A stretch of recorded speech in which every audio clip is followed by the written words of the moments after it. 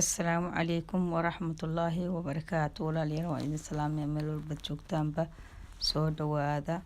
Walaalayaal maanta waxaan rabaa inaan idin la qaybsado faa'iido yar ay leedahay geedka la yiraahdo funnel seed. Funnel seed faa'iidadiisa iyo muxuu ma aragti karaa oo dadka kusoo kordhiya xagga caafimaadka. Walaalayaal geedkan yarka ah mirahan u eeg sidii xawaaji dhudhuubka kale wuxuu aad iyo aad ugu fiican yahay gaaska, dadka gaaska ka cabanaya mar walba ma aragtay gaas ku haya cuntadii ka jaray ma aragtay iyagii dhan qalajiyay ma aragtay waayo qofka gaaska qaba waxa weeye dhiig ku duuli maayo mar walba cuntadana wuu ka go'ayaa, jirkay ka galaysaa, meel walba ku xanuujinaysaa iyada xataa haddaad ogtiin ma aqaana laakiin xataa lagu xanuun iyo lugaha ku kululaada iyo meel walba iyo murqaha ku xanuuno dhan bay leedahay calaamadahaas marka lagu garto yani gaasko dhibaatooyinkaas oo kale leedahay.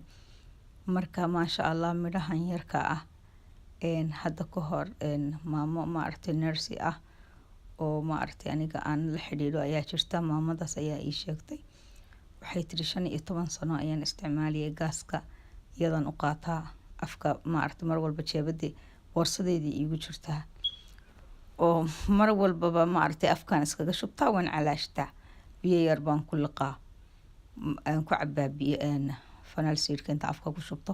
Marka yani imagine dadkii kale ma aragtay gaaladii yani siday u barteen ama ay u ogyihiin caafimaadka leedahay funnel seedka. Marka inagana insha Allah waxaan rajaynayaa sidaas oo kale inaan uga faa'iideysano qofkii gaas qaba isla ogow midhahan geedkan isla ogow. Waxay kaloo u fiican tahay timaha, waxay u fiican tahay dhiigga cas bay u fiican tahay. Walaalayaal dawadan lama soo koobi karo faa'iidada ay leedahay. Waxay kaloo u fiican tahay dumarka ilmaha nuujinaya iyaduna aad bay ugu fiican tahay maasha Allah. Waxay kaloo ay aad ugu fiican tahay xagga caloosha, qofkii raba caloosha inuu jilcisto calooshu ka taagan tahay way ku jilcinaysaa caloosha insha Allah wadna u sabri doontaa yani qof dadku isku mid maaha, dad bay calooshoodu jilicsan tahay markiiba dadna wax way adag tahay. Marka insha Allah waqti siiya insha Allah Ilaahay haduu yiraahdo. Faa'iidada kale ay leedahay walaalayaal waxay tahay dadka dumarka waaweyn da'da ah aad bay ugu fiican tahay funnel seedka hadday cunaan oo iska calaashtaan ama waxay sameyn karaan sidii biyo sida shaaha markaad karsanayso oo kale ayaad u karkarinaysaa, waad qaboojinaysaa marka waad miiraysaa ka bacdina koob baad ku shubanaysaa, haddaad jeceshahay malab yar baad ku darsanaysaa insha Allah. Marka sidii shaaha kale aad u cabaysaa iyaduna marka dumarka da'da ku jira waaweyn aad iyo aad bay ugu fiican tahay xagga menopause-ka waxa la yiraahdo menopause.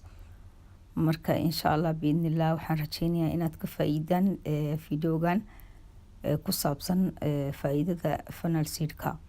Marka walaalayaal haddii aad nagu cusubtihiin soo dhawaada, haddaad hore noola joogtay ood nagu xidhan tahayna jazaakumullahu khayran.